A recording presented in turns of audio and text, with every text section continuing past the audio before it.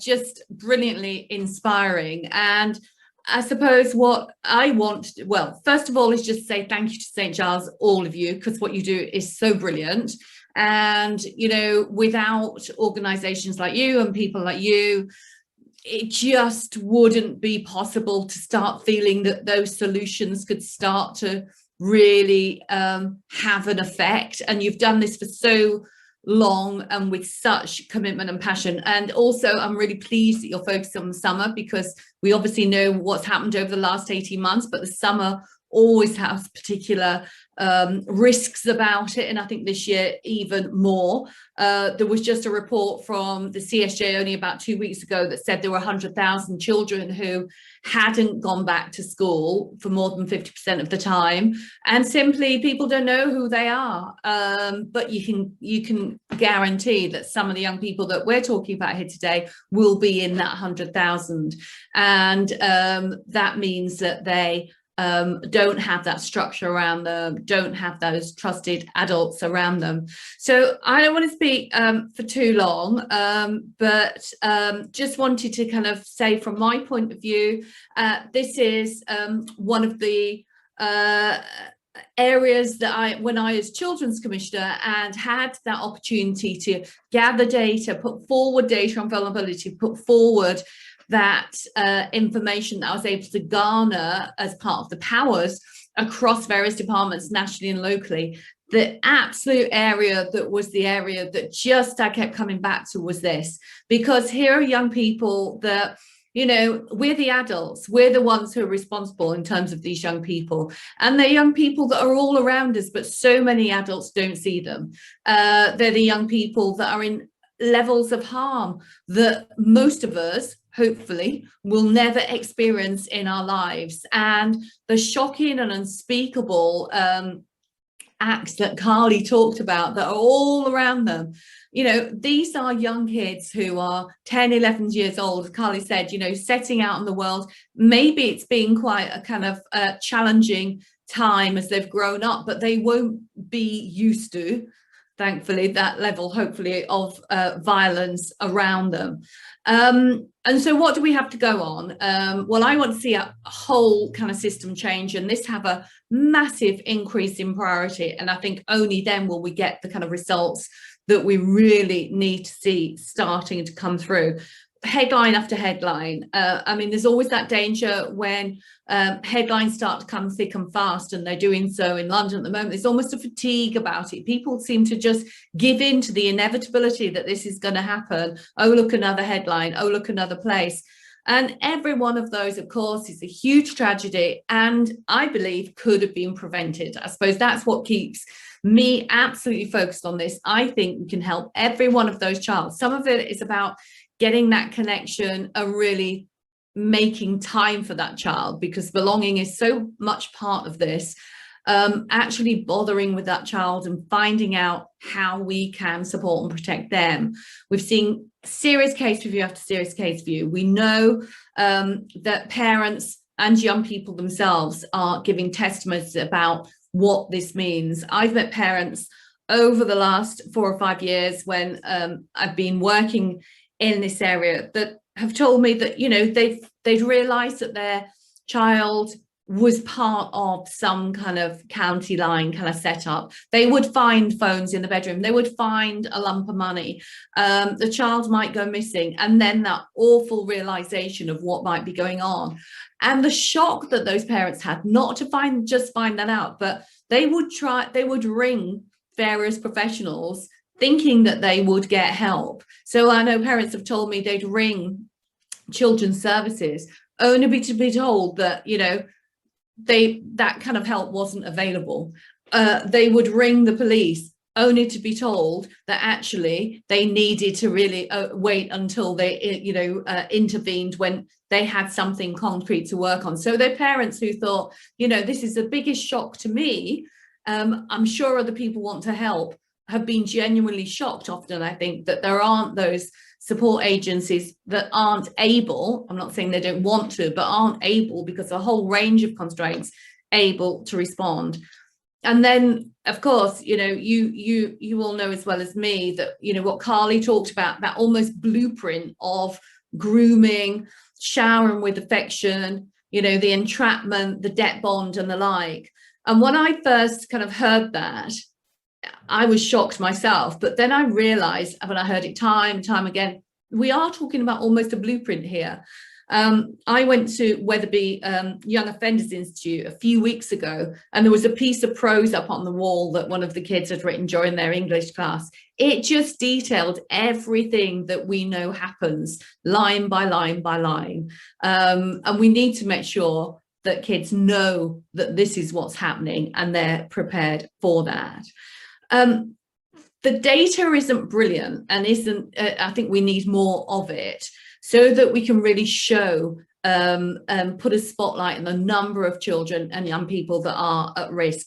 A couple of years ago, I calculated that there were 27,000 kids who were in and around gangs in danger of this kind. Also 120,000 teenagers who were at high risk, and those are the ones that have been excluded from school, several times, are in care and going missing. They have special educational needs and going missing. So there's a number of things that are just howling in terms of risks here. And that was before the pandemic. What we know is during the pandemic, those risks will have increased, they'll have been heightened and amplified too. So I do think that we need to have a better grip on not only how many of these young people there are, but where they are too.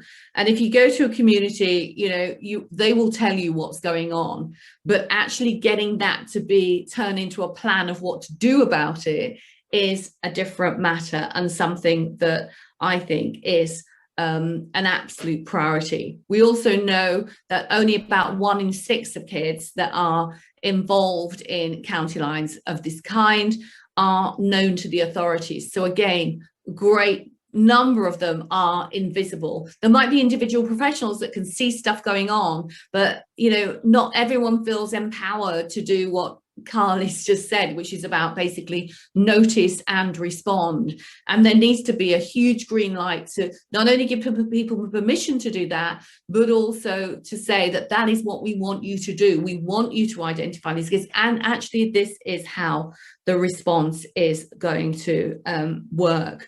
So huge numbers and big gaps, not only in the data and the identification, but also in the response too. So I really want to see this being a priority for government. I want there to be a national framework so people have a sense of what they're working with and know where they are within there. I've been saying for some time that I want CCE to be seen with the same level of priority that CSE, child sexual exploitation, was seen a few years ago. That shock that people felt when they read about some of the exploitation and sexual exploitation did transfer into a high priority for the police, for all agencies.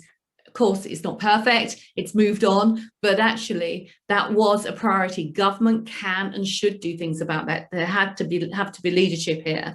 But that framework needs to really bind people together into that national effort and that resolve to really ensure that children are given the protection they need to be able to not fall into these traps. One of the areas I think really needs to develop much greater strength is the safeguarding partnership locally.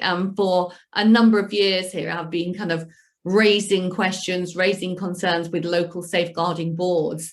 And there have been improvements, but I think still we are looking really at only about a quarter having the kind of coordination and the kind of data collection and the like that they need to be able to start to really get to grips with this, which means that 3/4 haven't. It isn't something that some of those agencies clearly felt comfortable with. It wasn't something that they had great experience in, but it is something which is very much a reality today for those young people, and actually at the center, I would say, of the safeguarding requirements. And we've seen that all the time. Yes, not only in the headlines, but the increased number of young people that are going into care because their parents can't offer the protection they need. Sadly, once they get into care, they're not always placed in the places that can give them that protection either. So there's a whole issue about kids that are going into care. So what would I like, the kind of framework to be around Carly and your colleagues? Well, I think that real imperative about this being a priority for safeguarding boards, and for that to be, held nationally, and for safeguarding boards to be accountable, so that there was that kind of two-way information. But also within this, really understanding that there are people, we need more people on the ground. The violence reduction units, I know, are doing great work, and there are inconsistencies, I know, but around the country with some great examples. But I think we need more of them. There need to be more resources going into there. We need more Carlies, more juniors. We need more youth workers, the people that we know have the magic to build some of those relationships, because all of this is about relationships. Build those relationships. We need them on the ground with that backing to be able to work with schools, for schools to be able to work with those workers if there's a moment where children are at risk of exclusion from school. All of these warning signs need to be acted on, rather than seen as kind of individual happenings that just take place as a kind of moment of adversity in a child's life. They compound with each other, they build with each other, and they are, of course, they're very visible to those people who are going to target them and exploit them. And I've always said that, I want everyone to be as determined to find and notice those vulnerable kids and inspire them and offer them alternatives as those that are looking to exploit them. They can see them a mile off, and they know how to get their attention and to get their involvement. And I want all of those in the services around that child or in that community to do exactly the same. So there are risks coming up about the summer, and I do think we need to be shouting loud that we need to be vigilant over the summer. There aren't as many activities going on over the summer that I would like. I think there was an opportunity to have a kind of summer of fun, if you like, for kids, summer of activities.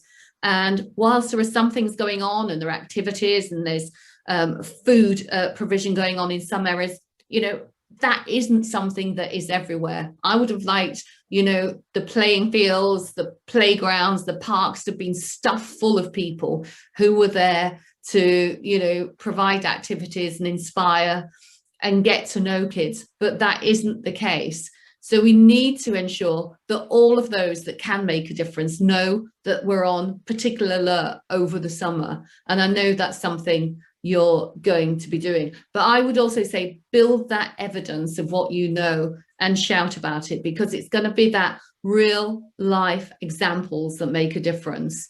And ultimately, this is something which, no one can afford to ignore, because we all want our communities safe. The Home Office have responsibilities around law and order and protection, and government overall have a duty to protect children. So this is something which, on all counts, I think, is clearly everyone's responsibility. But thank you for doing what you're doing, and please keep shouting loudly.